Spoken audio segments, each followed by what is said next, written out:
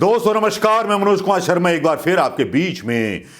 यह खबर आज हादसे वाली खबर है उस गोदी मीडिया के लिए जिस गोदी मीडिया के पत्रकार सुबह से लेकर शाम तक, शाम से लेकर सुबह तक लगे रहते हैं गोदी सरकार की चाटुकारिता में, और इस चाटुकारिता की चाट उतारना और चाट बना करके इस चाट को फेल कर देना।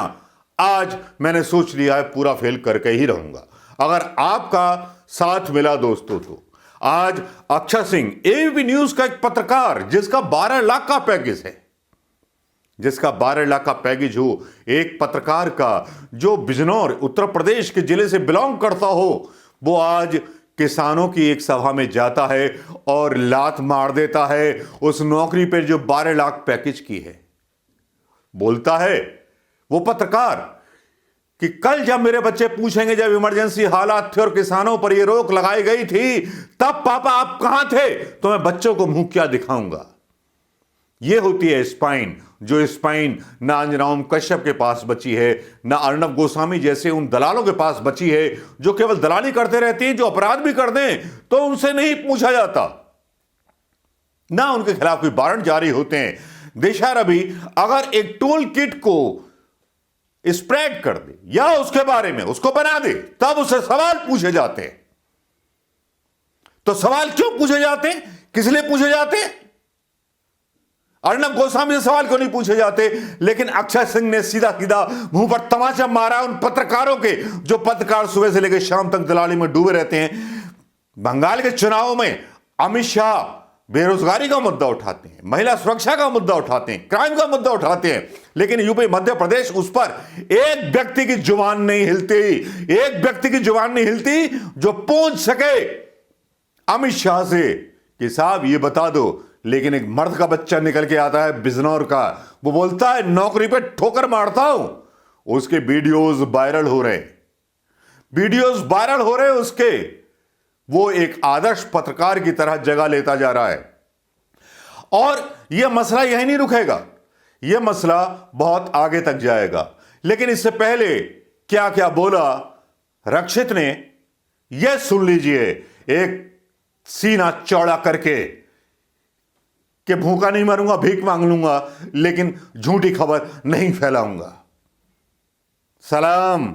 लगता है गणेशशंकर विद्यार्थी जैसा एक पत्रकार रवीश कुमार के बाद पैदा हो गया, जिसे कोई आज तक नहीं जानता था, लेकिन आज के बाद पूरी दुनिया जान जाएगी।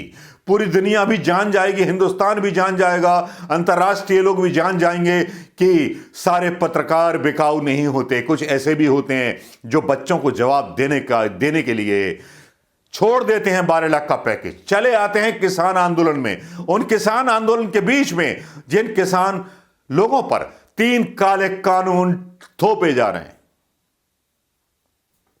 देख लीजिए ये कुछ झलकियां जो रक्षित ने बोली। उसके बाद क्या होना है बाद में बताता हूं। भाई से पढ़ाया और मैंने इस पेशे को चुना। क्यों चुना? क्योंकि सच दिखाना था मुझे, लेकिन नहीं दिखाने दिया जा रहा।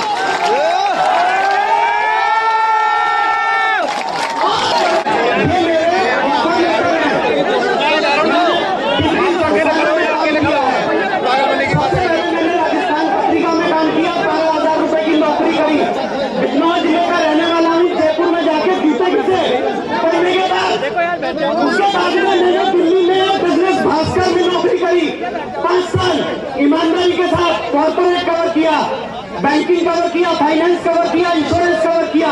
आज तक एक चवन्नी का कोई मेरे ऊपर आरोप नहीं लगा सकता। ठीक है सर, आज की तारीख में मेरी ये झलकियां देख ली होंगी कि दिल से बोली थी या नाटकीय रूप से बोली थी। आपको भी पता चल गया होगा, नाटक का भी संबंध आपको पता चल जाता होगा। रूबिका के रोते हुए आंसुओं की असलियत भी पता चल जाती होगी, क्योंकि अभिनय करने में आजकल जो है लाइव अभिनय चलता है। चाहे प्रधानमंत्री मोदी जी का हो, चाहे गोदी मीडिया का हो, यह लाइव अभिनय आपने हमेशा देखा होगा और महसूस किया होगा कि लाइव अभिनय करने में कोई पीछे नहीं रहता है, सबको अपनी अपनी पड़ी है।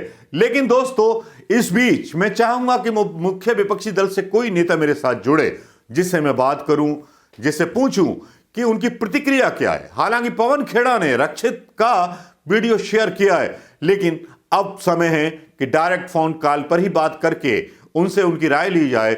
ऐसे लोगों की जो कांग्रेस के मीडिया सेल से जुड़े हुए हैं वो क्या सोचते हैं, गौरव पांधी से बात करना चाहूंगा, जो कांग्रेस के साथ उन दिनों से जुड़े हुए हैं जबकि वो बच्चे थे।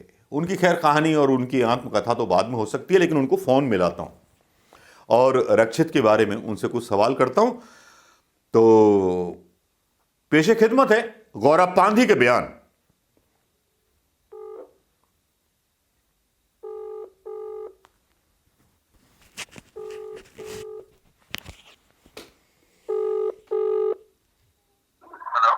हेलो गौरव पांधी जी, नमस्कार। मैं मनोज कुमार शर्मा, आजाद हिंद आवाज से। जी नमस्कार। और सर कैसे हैं? बिल्कुल बढ़िया। सर आज एक ऐसी घटना हुई है जिसने शायद गोदी मीडिया के मुंह पर तमाचा मारा है और लग रहा है कि शायद हिंदुस्तान बदलने वाला है, क्योंकि एक पत्रकार बिजनौर का रहने वाला रक्षित, जिसने 12 लाख का पैकेज ठुकरा दिया और किसान महासभा में जाकर के नौकरी छोड़ दी और साथ में यह भी बोला कि मैं बच्चों को क्या मुंह दिखाऊंगा, मैं झूठी खबरें नहीं डाल सकता। इस पर मैं आपकी प्रतिक्रिया चाहूंगा गौरव साहब। जी मैंने आज आपने देखा होगा, जिस तरह मैंने ट्विटर पे भी डाला, अपने सोशल मीडिया पर, ये बहुत ही रक्षित सिंह जो ये पत्रकार रहे हैं, एबीपी न्यूज के काफी सीनियर जर्नलिस्ट हैं, इन्होंने जो कदम उठाया आज, इसको मतलब काबिले तारीफ है और बहुत हिम्मत चाहिए। जो उन्होंने आज, आपने उनका सुना हो, जो उन्होंने किसान महापंचायत में बोली बात, तो वो बोलने के लिए पूरी भीड़ के सामने इस तरह से अपनी इतनी बड़ी नौकरी को ठुकरा देना किसानों के हक में, ये बहुत ही आज के दौर में हिम्मत की बात है। साथ में उन्होंने ये भी बोला कि मेरी मां पर आरोप लगाए जाएंगे, मेरी बहन पर आरोप लगाए जाएंगे। बिल्कुल, क्योंकि पूरा देश जानता है कि आज की डेट में इस सरकार के खिलाफ अगर कोई आवाज उठाता है तो उसे देशद्रोही कहा जाता है, उनका चरित्र हनन किया जाता है, कैरेक्टर असैसिनेशन किया जाता है, जो रक्षित सिंह जी ने भी बोला। मैं आपको मनोज जी, मैं एक बात बोलना चाहूंगा, और ये मैं छोटी बात नहीं बोल रहा हूँ, आप इसको नोट कीजिएगा कि रक्षित सिंह जो है वो 2021 के मंगल पांडे हैं आज के दौर के। जिस तरह मंगल पांडे ने, और मंगल पांडे जो स्वतंत्रता सेनानी थे और उनके सभी साथियों ने मिलकर ब्रिटिश हुकूमत का विरोध करके आजादी की लड़ाई की शुरुआत की थी, ये आज जो इन्होंने किया है रक्षित सिंह ने, ये उससे कम नहीं होगा। ये आप देखिएगा आने वाले समय में जितने और पत्रकार हैं और लोग हैं जो प्रताड़ित किए जा रहे हैं, जिनको प्रेशर बनाया जा रहा है, वो लोग भी खुलकर बाहर आएंगे और सच का साथ देंगे, किसानों के साथ खड़े होंगे। देखिए, हमें लगता है कि हिंदुस्तान में ही ऐसे कुछ बेकाऊ पत्रकार हैं, शायद इसलिए हिंदुस्तान इतने साल गुलाम रहा। अमेरिका में अलग परंपरा है कि वहाँ पत्रकारों को खुली आज़ादी है, पत्रकार पूछते हैं, लेकिन हिंदुस्तान में ऐसा क्या हो जाता है कि हिंदुस्तान के पत्रकारों ने अपनी आत्माएं बेच दी थी, लेकिन जिनको लगता है कि उनको बच्चों को सामना कैसे करेंगे हम, डर हमें भी लगता है कि जब इतना था तो हम किस तरफ थे, कहाँ थे, क्या कर रहे थे। डर सबको लगता है, लेकिन डर के आगे जीत है। इस पर आपका क्या कथन है?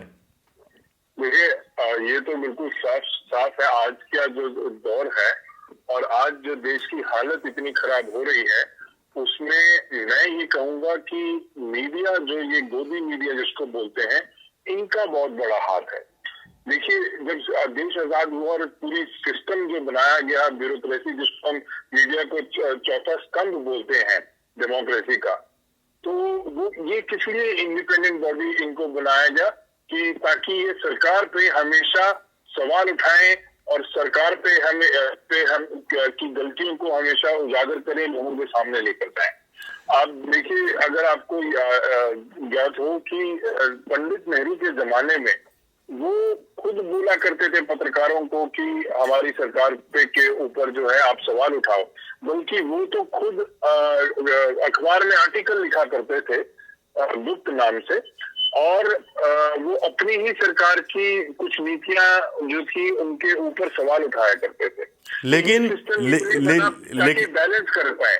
लेकिन आज की डेट में क्या हुआ कि मीडिया जो है, गोदी मीडिया, वो बिल्कुल दिख गया है और उन्होंने बिल्कुल सरकार के मतलब गोद में जाकर बैठ गए हैं।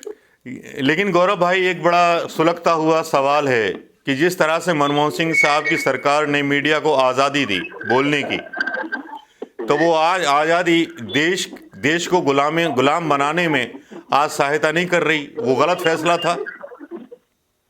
नहीं, बिल्कुल गलत फैसला नहीं था। मीडिया को हमेशा आजादी होनी चाहिए। देखिए, सरकारें आती जाती रहेंगी। ये प्रधानमंत्री मोदी हो या भाजपा की सरकार है, ये परमानेंट नहीं है। एक ना एक दिन इसको भी जाना है। अगली सरकार आएगी, कांग्रेस की सरकार आएगी, तब भी मैं ये कहूंगा कि ऐसा नहीं होना चाहिए। मीडिया को आजादी होनी चाहिए। मीडिया बिल्कुल सवाल उठाए। नहीं, मेरा क्वेश्चन ये था कि प्राइवेट चैनलों को जिस तरह से आजादी दी गई कि नहीं, बिल्कुल आजादी, मैं भी वही कह रहा हूँ कि आजादी देनी चाहिए। लेकिन ये एक कहीं पे ये चीज होनी चाहिए कि जो अगर मीडिया चैनल जो है वो इस तरह से लोगों से गद्दारी करें अगर, तो उसपे क्या कैसे अंकुश लगाया जाए उसको भी सोचना चाहिए। लेकिन मीडिया को आजादी होनी चाहिए, जितना ज्यादा मीडिया हो वो होना चाहिए। लेकिन उसको हमेशा, देखिए, एक कारण है, अगर सरकार प्रेशर बनाती है मीडिया के ऊपर, तो कहीं तो उनकी बाजू को मरोड़ा जा रहा है, ठीक है ना। वो नहीं होना चाहिए। जैसे आपने अमेरिका का उदाहरण दिया, क्या अमेरिका में कॉर्पोरेट मीडिया नहीं होता है? बिल्कुल होता है। क्या उनका फाइनेंशियल इंटरेस्ट नहीं होता है? बिल्कुल होता है। लेकिन क्यों सरकार उन पर अपना प्रभाव नहीं डाल सकती, उनके ऊपर जोर नहीं लगा सकती? वो चीजें यहाँ पर भारत में भी उस तरह की चीजें लागू होनी चाहिए। गौरव भाई, आपने इतने अच्छी तरह से समझाया, चीज़ों को साफ किया, आपका बहुत बहुत धन्यवाद। आने वाले टाइम में आपसे बातचीत होती रहेगी। लेकिन रक्षित के लिए 3 शब्द क्या कहना चाहेंगे? मैं रक्षित सिंह जी को सैल्यूट करना चाहूंगा। मैं बस उनको ये कहूंगा कि भाई, आपको सैल्यूट करते हैं और पूरा भारत के युवा आपके साथ खड़े होंगे। आपको बिल्कुल चिंता करने की जरूरत नहीं है कि आपका भविष्य क्या होगा। मैं मनोज जी लास्ट में सिर्फ ये बोलना चाहूंगा, आप उस लड़के की हिम्मत देखिए कि आज 27 तारीख है, अगले हफ्ते उसकी तनख्वाह आनी होगी। लेकिन आज उसने ये नहीं सोचा कि हाँ 1 महीने की तनख्वाह तो चलो ले लो, उसके बाद करूँ। नहीं, दिल से उसने किया जो किया, और इतना जो अपना आर्थिक नुकसान उन्होंने अपने ऊपर एक तरह से डाला है। लेकिन देश की युवाओं की, हमारे देश की जनता की वो दुआएं उनके साथ हैं और वो बहुत आगे तक जाएंगे। थैंक यू गौरव जी, मेरे साथ जोड़ने के लिए। और रक्षित जी के लिए ये बहुत अच्छी बात है कि साथ में सारा हिंदुस्तान उनके साथ खड़ा हुआ है। और दुआ करेंगे कि इस तरह के पत्रकार और कितने निकल करके आते हैं। वैसे सूची में कई thank you sir, thank you बात करने के लिए सर, शुक्रिया। बहुत बहुत शुक्रिया आपका भी जी। जय हिंद। दोस्तों, आपने सुन लिया गौरव पांधी, जो कांग्रेस के एक मीडिया सलाहकार हैं। उनकी बात भी आपने सुन ली, उनके विचार भी आपने सुन लिए। अब दोस्तों, रक्षित के वो विचार भी सुन लीजिए। लगान फिल्म के बहुत सारे गाने भी याद आ जाएंगे आपको। चलिए, अगर हमारे पास मिल जाते हैं वो वीडियो क्लिप तो हम डालेंगे जरूर। दोस्तों नमस्कार, जय हिंद।